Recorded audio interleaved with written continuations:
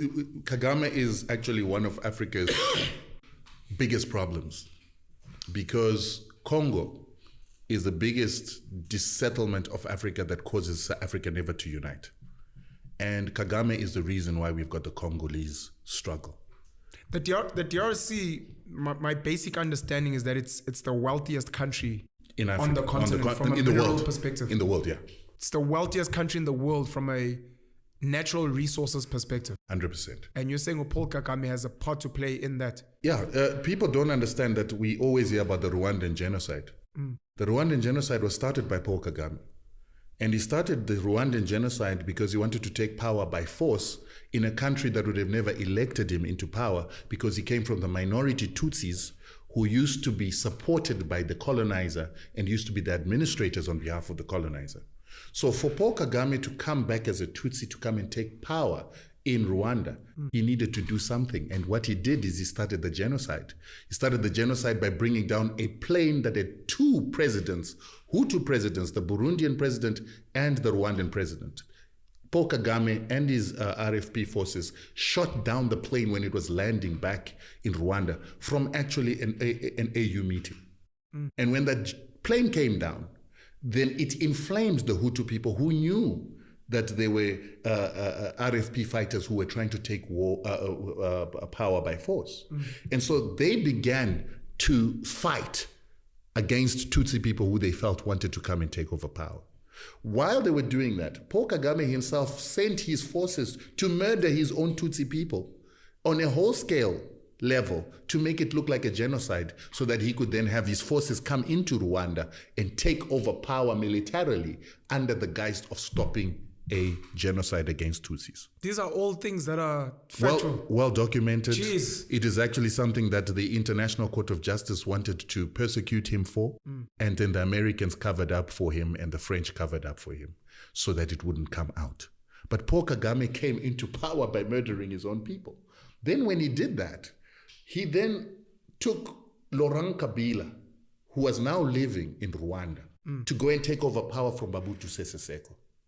These are the leaders in the DRC. This was in the DRC. And the arrangement that he had with Mobutu is once you're in power, you need to bring some of my own people into your system.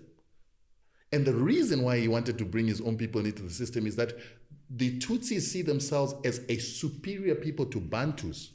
And so they want to reinstitute something called the Mapororo Tutsi Empire that is going to rule over Central Africa and the Great Lakes. Because if you look where they came from in Uganda, Museveni is Tutsi. And he is the one who trained together with people like Paul Kagame in Tanzania together with our liberation fighters. And when they came from those liberation camps, then Museveni went and took power from Obote, and then he put people like Kagame and the Hutus and the Tutsis into his army and intelligence. They then started murdering non-Tutsis who wanted power in Uganda because they were majorities. And that's how Museveni becomes the president of Uganda as a Tutsi. And then he begins to assist Kagame together with the Europeans, the Americans, to then create a force that is going to take power in Rwanda. And then they must take power in Rwanda, instill a Tutsi in Burundi, and instill a Tutsi in Congo.